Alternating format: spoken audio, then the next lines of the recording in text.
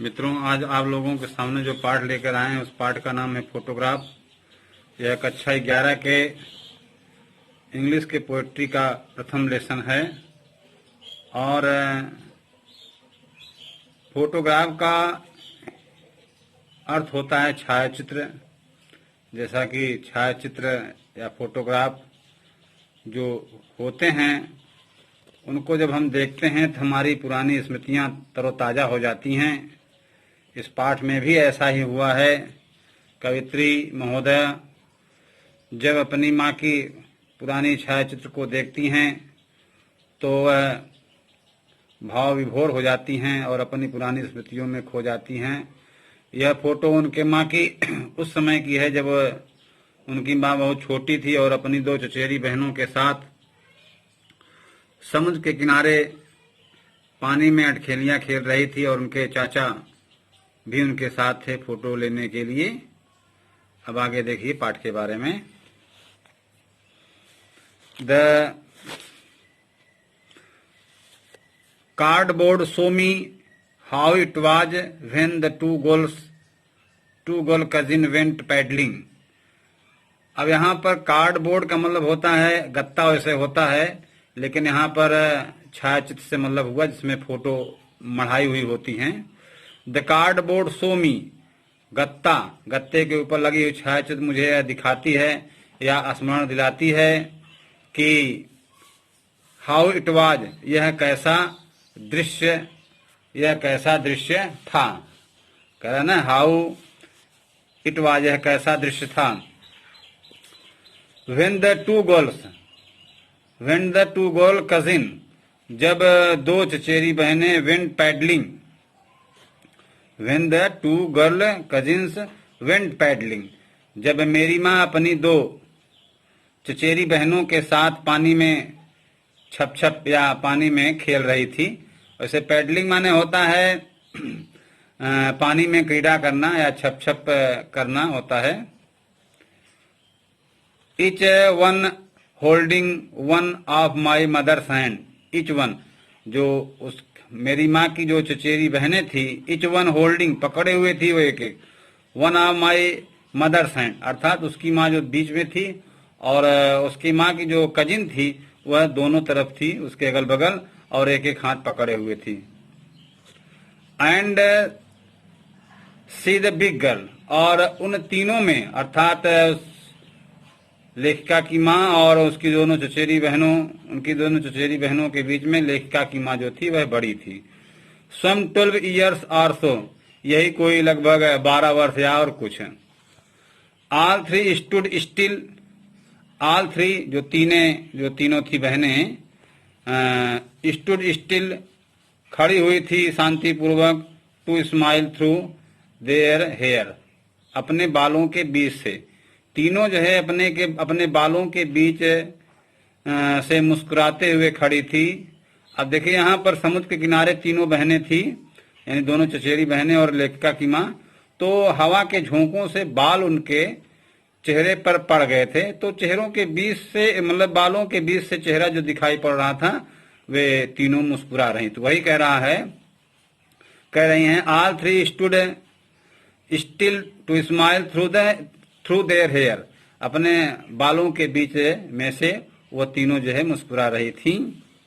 At the uncle with the camera, जबकि photo लेने के लिए उसके चाचा वहां पर थे। ए स्वीट फेस, अब स्वीट माने मीठा होता है। ए स्वीट फेस, बड़ा अच्छा चेहरा था, बड़ा मीठा चेहरा था, बड़ा प्यारा चेहरा था। ए स्वीट फेस, ध्यान दीजिएगा,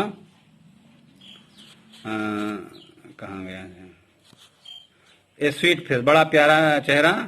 माई मदर्स, मेरी माँ का।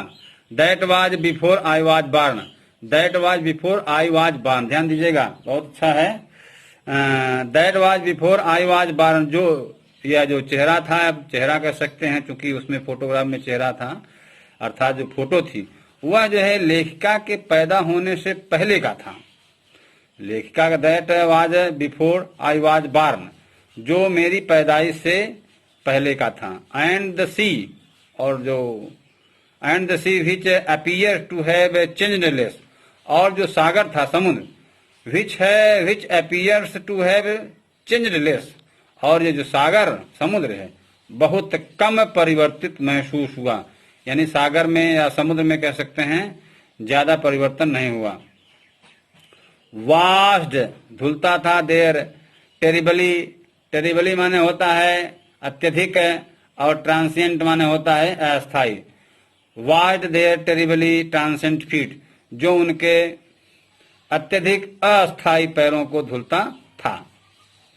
जो सागर था, चूंकि सागर समुद्र में पैर की हुई थी और तीनों बहनें, और जब तीनों बहनें समुद्र में पैर की हुई थी तो समुद्र का पानी उनके पैरों पर था। तो वही कह रहा है कि सागर तो बहुत कम बदला था, जो उनके छोटे छोटे पैरों को क्या करता था, धुलता था। टेरिबली माने होता है अत्यधिक, ट्रांसिएंट माने होता है अस्थायी, जो उनके अत्यधिक अस्थायी पैरों को धुलता था।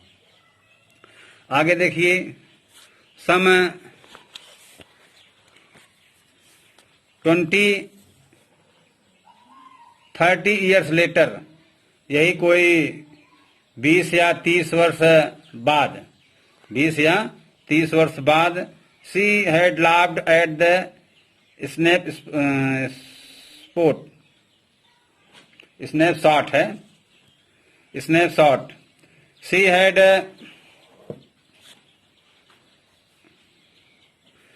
लाफ्ड एट द स्नैपशॉट, वह फोटो को देख करके, जो स्नैपशॉट माने होता है फोटो या छायाचित्र को देख करके मुस्कुराई और बोलती हैं, उसकी माँ बोलती हैं, ध्यान दीजिएगा, सी बेटी, देखो बेटी, एंड डॉली, और डॉली कोई है उसको संकेत करते कहते हैं देखो बेटी और डॉली।